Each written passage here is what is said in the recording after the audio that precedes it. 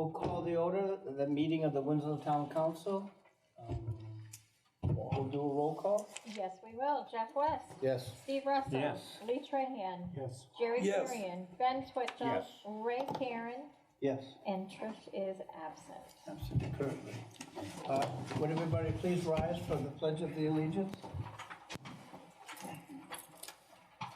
I pledge Allegiance to the flag of the United States of America and to the republic for which it stands, one nation, under God, indivisible, with liberty and justice for all.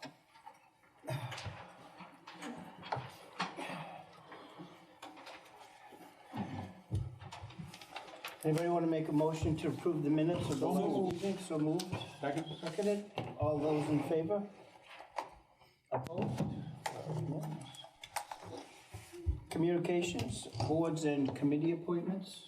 I don't think we have any, right? Yes. We do, oh, okay. Kennebec Regional Development Authority, it's Howard Metter and Jerry Kurian. Howard's not here, but Jerry is here. Yeah.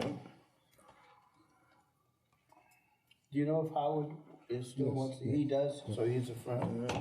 Jerry, are you willing to stay Yeah. on and serve? Where else can I get a sandwich from Firehouse Oh, Sub? that's right.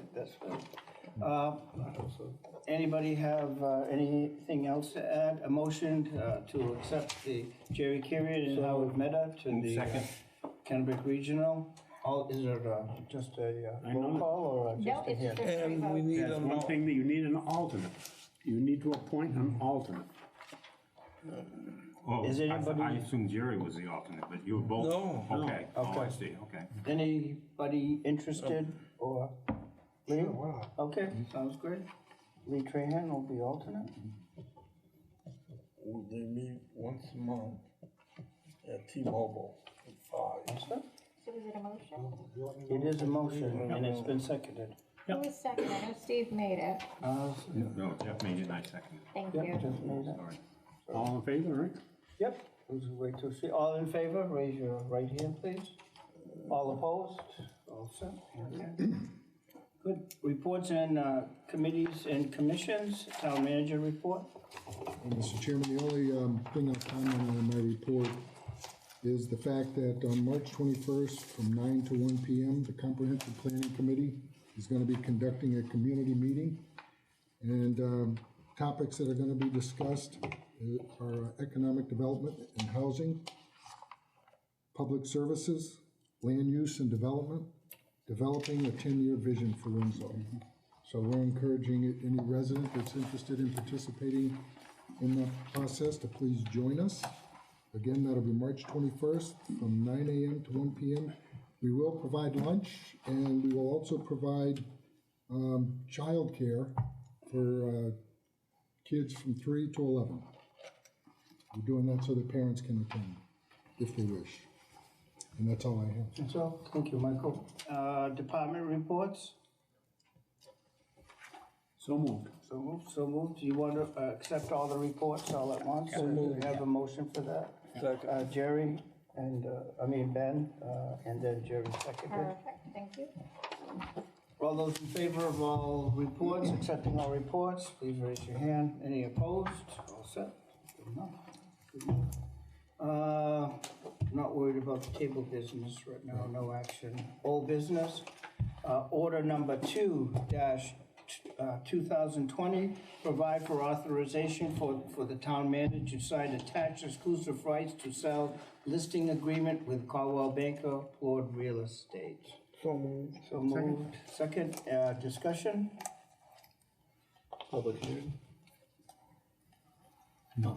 Public hearing on that? No.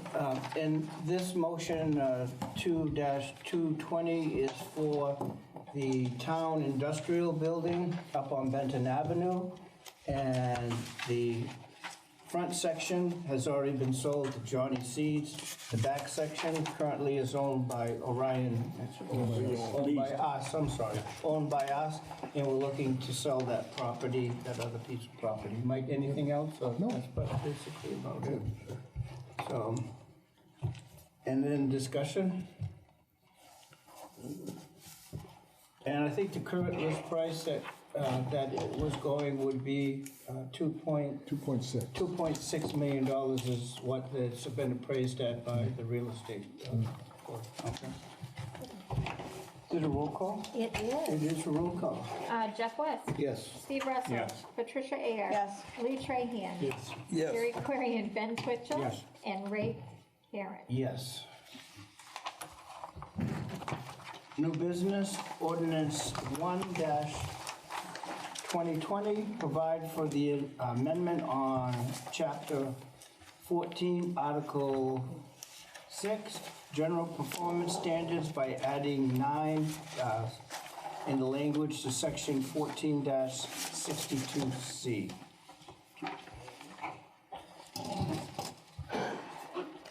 So moved. So moved.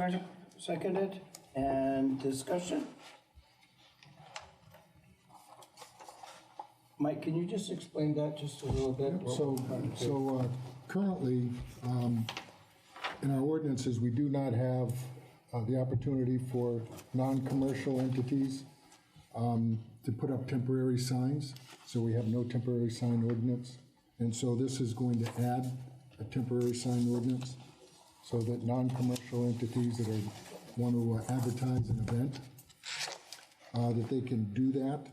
And not only that, they can also do it off premise. So if they happen to be on a side street somewhere, obviously they can get somebody perhaps who's on the major road that would allow them to put their sign up so they could advertise their event. Yep. I think this request came from the Congregational Church on Lithgow Street, wanted to do just put a sign out that says that pancake breakfast or whatever it was, a few things, and that was something that they couldn't do. So this allows for nonprofits to be able to at least publicize what their event will be and that, so. All set? I got one question. I don't have a problem with the temporary signs, but I know that the state of Maine Department of Transportation basically says that you can't put signs up without their permission. But that's on the state property, not on, this is for personal property. This isn't on the road, right, Mike? Correct. That's right. You know, if it's off the road, then they still, I would check with them, make sure. I can run it by them, but other communities have this Yeah, this ordinance. right. Just saying, I just wouldn't want to see signs disappear because the state came by and took them. Right. And this is a roll call vote? It is.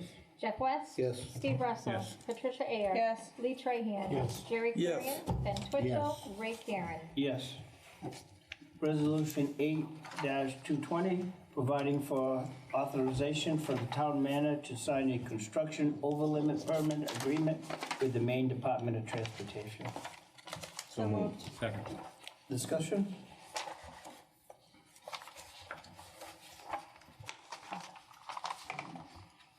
I think we do this every year, right? Pretty much, or, I can only recall one other time when we've done it for a major project that the state was doing. yeah, So as you know, they're going to be doing China Road, yep, and so they're making that request again. yep, so, okay. Roll call? No. No roll call, so it's a motion, okay? All those in favor? Any opposed? Okay. And resolution number 9-220, providing for authorization for the town manager to transfer $336,590 from the sale of town property revenue account to various expense accounts. Second. Yes, Mr. Chairman, if I may. Yep, for sure. So currently, we don't have any funding in our streetlight capital account to do our LED conversion, and when we discussed the project, at the time, I had suggested that we could use proceeds from the sale of our building to Johnny's. Yep. So that would be $183,359. The other account is a reserve sick leave account that is currently in the red by about 50,000. And if we transfer the 100,000 that's being proposed here, that'll obviously bring us into the black, and we'll have available funds for any expenditures this year. And then finally, the street and roads capital account is in the red, approximately 53,000. So this resolution proposes transferring 53,231 into the street and roads capital account. That will zero it out, so when we approve our new budget, assuming we have 500,000 in that account, we'll be able to use all of that money for street and roads. Yep.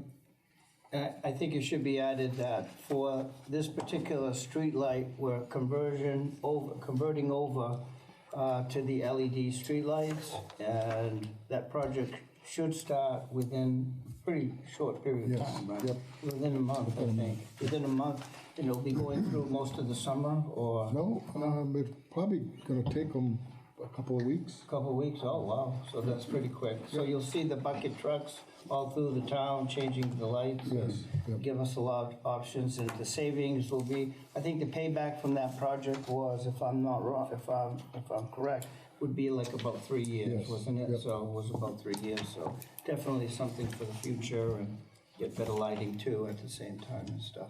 And that is no roll call, so that's just a show of hands too. Any other further discussion, Jerry? No, I'm all set. All set? All As those long in as we favor? get it going. Okay. All those in favor? Any opposed? Passes unanimous. Resolution 10-220, provide for approval and adoption of the attached policy and guidelines for military hometown hero banner project. So moved. Second. And discussion? Mr. Chairman, Amanda's here, Parks and Rec Director. She's researched this and has put this together. Did a great job putting that together, so. if you have questions. So a year ago, Pamela Miranda had brought to my attention the Hometown Hero Banner Program. She has kids in serving right now, and she had asked about putting some banners up, and we ended up putting some stuff in the park that a lot of people noticed it for Halifax Days, and that kind of spearheaded the last year planning to bring our own policy here. I looked at about 30 other programs across the country. There's not a lot in Maine that do this, but I think it would be a really great thing for us to honor the veterans that are affiliated with Winslow. It's geared towards being for the residents of Winslow or people that went to Winslow schools. Families would pay for the banner. We would put it up and take it down. Once they become too weather, the families could have the banner back. And the only cost of the town, because I plan on fundraising for the holders, would be the insurance rider, which is $200. And that's required by Consolidated Communications in our insurance company. And Okay, that's almost going. How about somebody that maybe couldn't afford the banner but still has active members, in the military that? yeah, Is there any provision that maybe we could do? I think eventually, like long-term, I'd love to have a scholarship program, but we're gonna have to, the holders themselves are $50 a poll. So we're gonna have to do a lot of fundraising just to get those in place. Yeah. Because we really, Pamela and I were talking, we really are trying to keep the cost really low, between $30 and $50 Yeah. for a banner. And if we fundraise for the holders, that just cuts that cost off. I think eventually, if we can get all the holders in place, which are supposed to last like 10, 15 years, we could then start maybe a scholarship program, but that might take a couple years to. Yep. When do you think you'll have this program up and This year. running by the summer? Yes, So that, that's the people plan. go Everything's by- ready. Yeah, good, so. Ray, I have a question. Yeah. What if I have an employee that I want on a banner and like my business pays for them to be on a banner? Absolutely. If they're a current enrolled, then they just have to have a signature that it's okay we hang the picture. Oh, okay. Because he works in Winslow, he works for my business, but he lives in Waterville. Oh, I get what you're saying. Yeah. So yeah, technically he wouldn't fall under this because it has to be someone who went to Winslow schools, a resident of Winslow, or an immediate family member, parent, grandparent, sibling. So even if we're- he contributes to our town, Right. but doesn't live here, I can't sponsor him. Right, the way the policy's written. And the reason being is we only have so many polls we can do, and so, How many polls? well, I'm waiting for the consolidation community. I've submitted for all of 201, so from Big G's down to the bridge for this year. And we talked about even if we could extend it further, but I'm still waiting for them to confirm that back with me. So it'll be active members, but not Or veterans. all veterans. Yep. So, great. And I had talked to Mike, and I had Don't fit that. Who? You. Well, I was just thinking that Ben and obviously Jerry are. yeah. And we, in talking to Mike, he was thinking more of a board approach for reviewing the applications process. And so I had already listed, I don't know if Mike passed it along, listed a few folks that have reached out that are really interested in helping, and that's why they're here today, to be on that board, Oh, so. great, great. Any other discussions? It sounds like a great program, sounds like it just be great, so. On behalf of all the veterans, thank you for getting it started. Yeah, no, it's a group effort. But I'm not a hero, I just had a job to do. True. I think it speaks volumes of our town though to display it, so. No question, no question. Great program, great idea. It's just a motion, so it's just no roll call. All those in favor? Opposed? All set? Resolution 11-220, providing for the application for a restaurant class. So moved. 1, 2, 3, liquor license renewal. Any discussion? No roll call, all those in favor? Any opposed? That'll be it.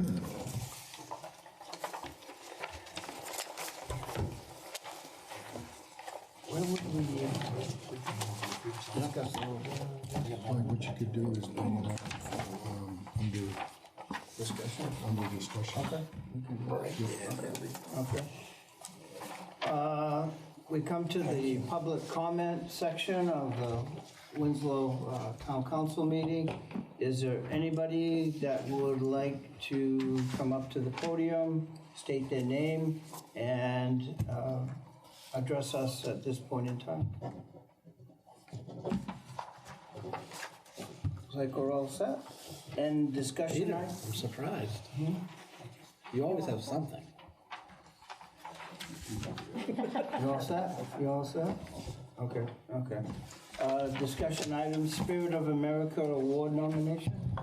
Mr. Chairman, I was hoping the council could make a recommendation of a candidate, and then I could put the material together for our next council meeting.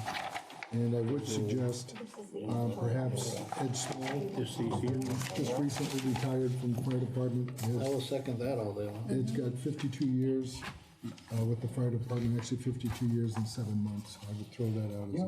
Yeah.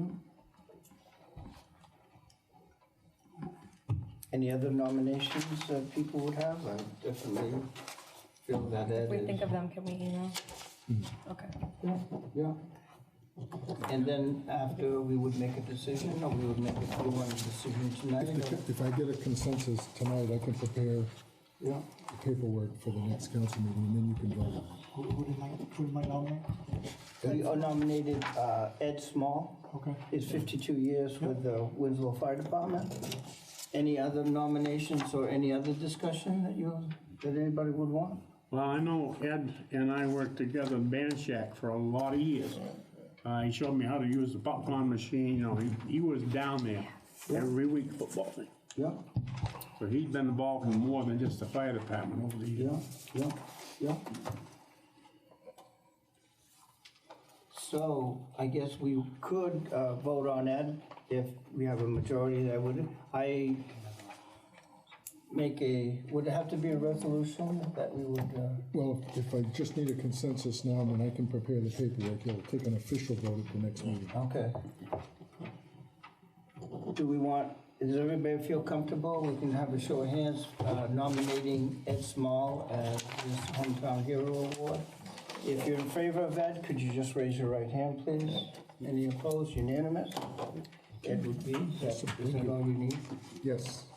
And then, I know that we just got from Paul a potential streets to be paved in 2020. This is on the minds of a lot of people in town that obviously ride the roads. I just want to add that we all ride the roads and we all understand the condition of the roads at this time of year, so. Paul, would you, yeah, sure.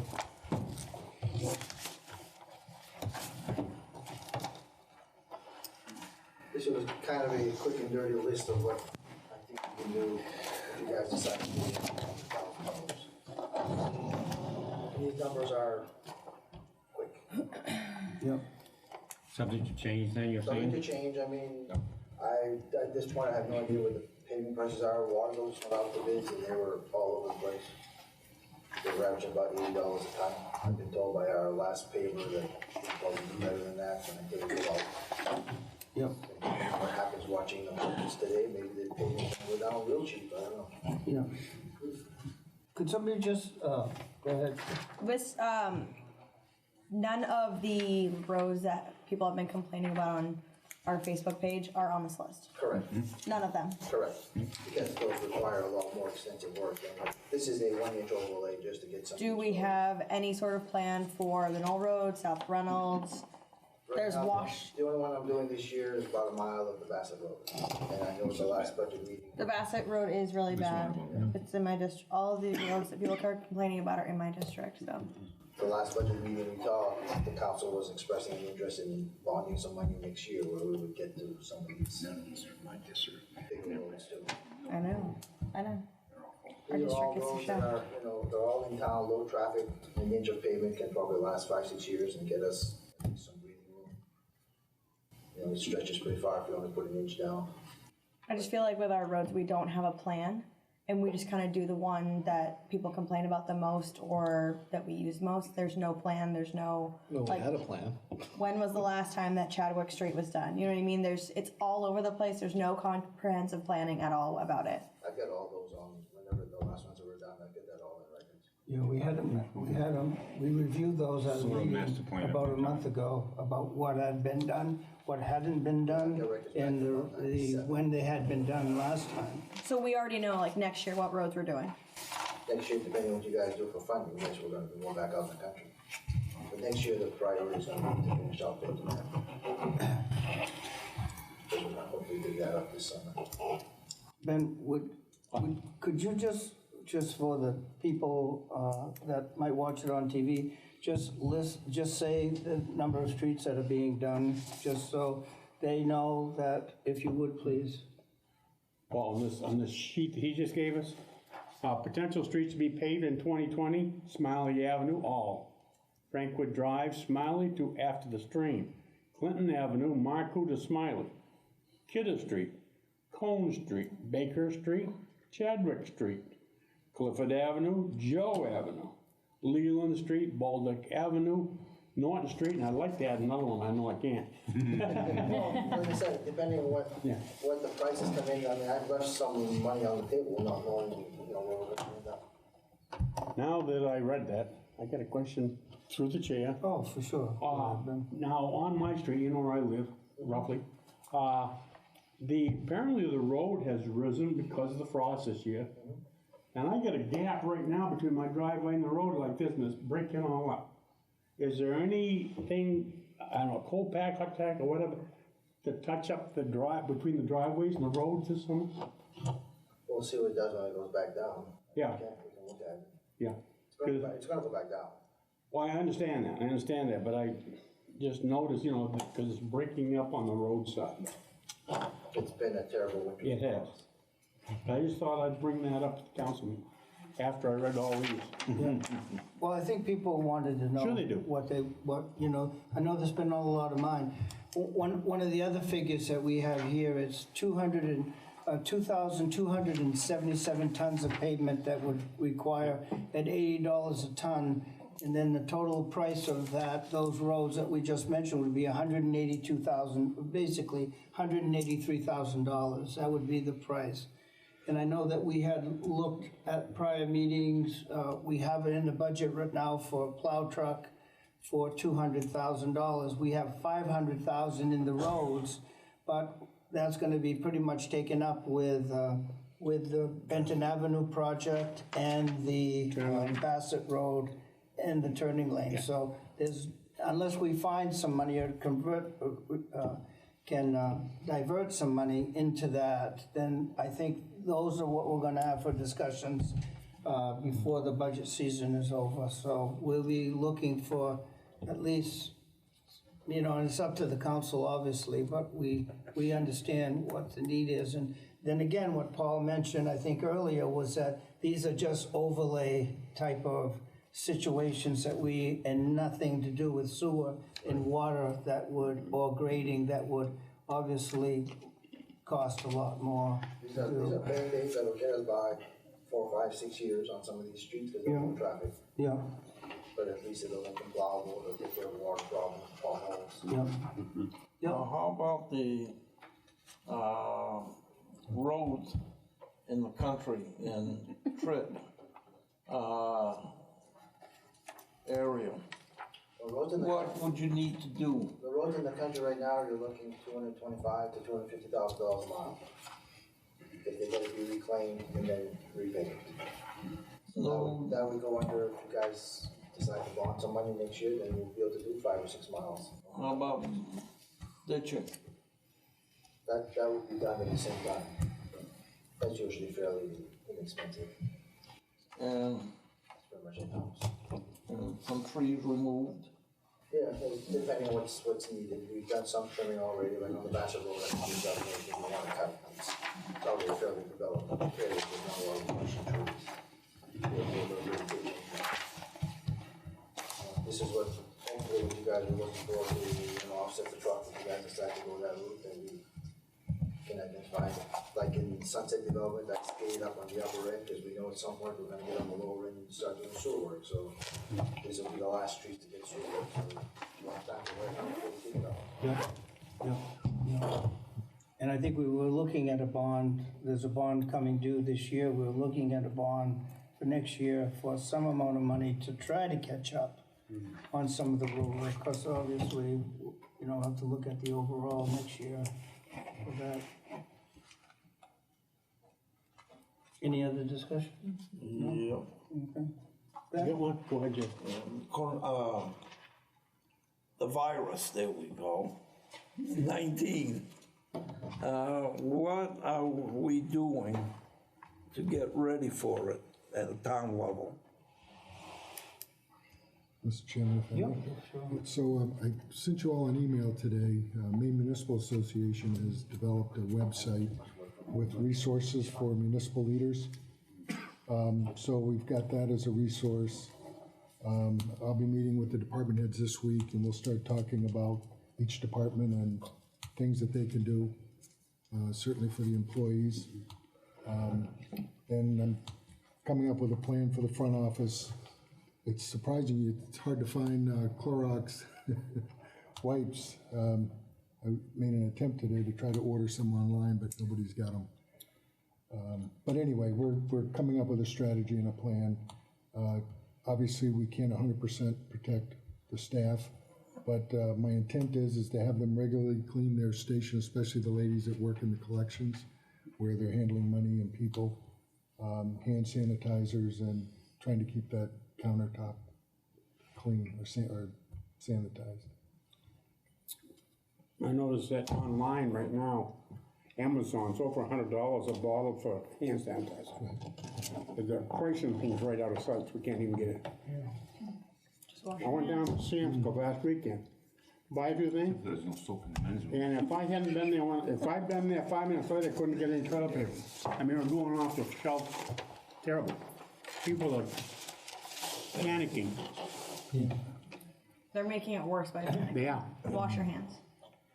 I know my neighbor works for the Yeah, CDC been twice, down yeah. in I'm Portland, and the CDC has some on their website right now. If you just Google CDC, they have a whole list of different preventative measures or good practices that would have. So I would suggest that people, if they have any questions too about, they can go to the CDC website, and excellent source, updated as far as cases go, updated about where the locations are, updated on a lot of different things. So the CDC website's a good place for people to go if they have any questions about what they're doing safely or update on any type of. So Mike, through the chair, are we also talking with surrounding communities, Waterville, Fairfield, Benton? No, but the state has created a kind of a task force. Yeah. And emergency management departments are really the ones that would be bringing people together if it required that type of approach, as far as communities coming together. Peter, if you don't mind me asking, you put out an email Sunday night regarding the school system and what some of the measures that you're taking. Would you mind just getting up and, if you don't mind me putting you on the spot, just to. We did put an email out to the staff, to the administrative team. We included the nurses with that, all of the administrators. Included Mike as well, just on that particular email, included Ronnie, included the chief of police. And the reason we did that is because we felt it was important, because unfortunately, if something does happen in such a small community, it's going to affect everyone in some way. So we look at it from a school standpoint. We follow the CDC recommendation very closely. We're in touch with the state all the time. We're listening to the reports.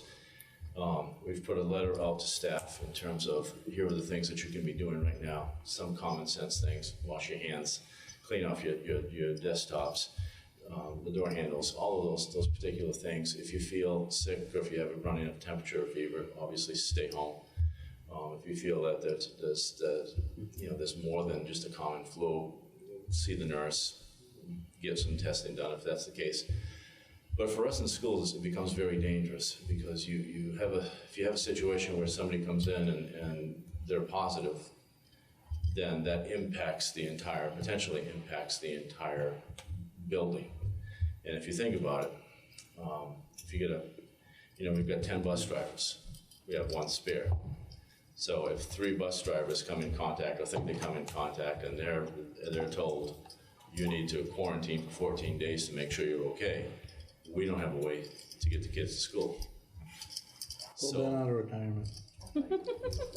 So, you start doing double runs and you start doing those types of things, but it impacts you, because you've got to follow the requirements that the CDC puts out and the state's going to put out and say, if you have an issue, these are the things you need to do. So we're trying to prepare as best as we can.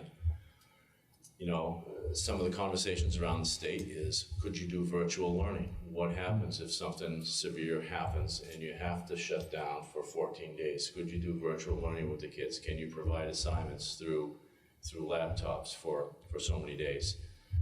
The state has not made a decision as to whether or not it would eliminate any of the school days if something like this should happen. It's all up in the air. So these are all things that we're thinking about, looking at, thinking about long-term trips. Fortunately, we don't have any trips out of the country. We had a student, that was coming back.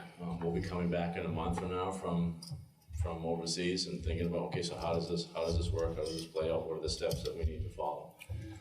So we're looking at all of those pieces in terms of how it impacts the school. We are meeting Wednesday morning with the administrative team, and specifically this is going to be the topic of discussion until we can put some things in place.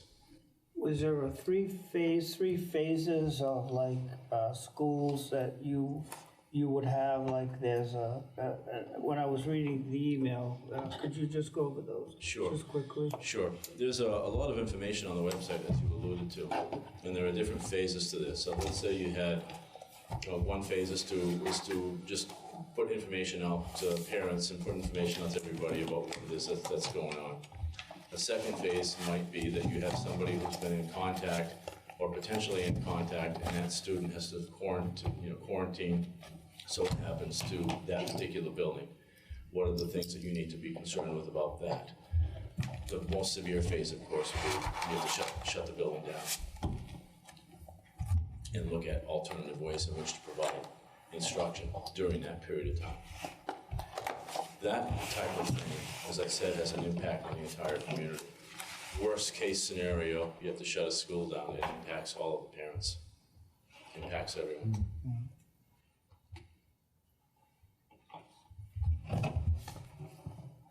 Hoping for the best.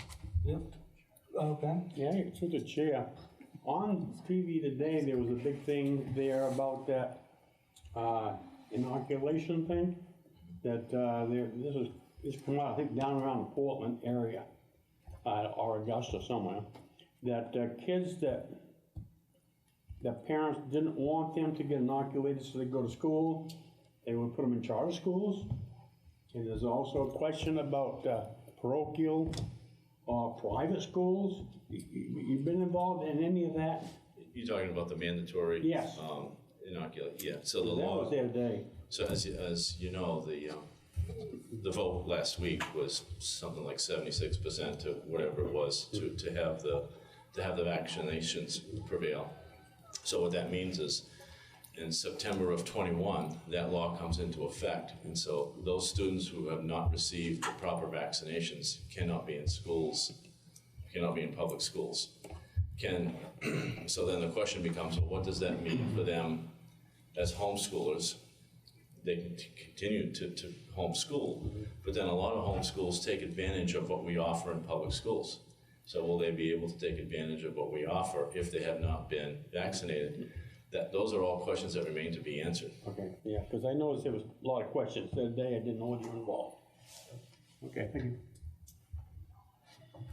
Any other questions for Peter? Thanks, Ben.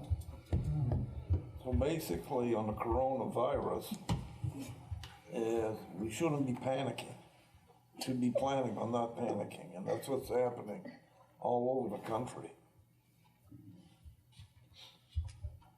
Thank you, Peter. Thank you, Jerry. Any other discussions? Any other? Motion to adjourn. Second. Second, all those in favor? Don't go anywhere, I wanna get a picture.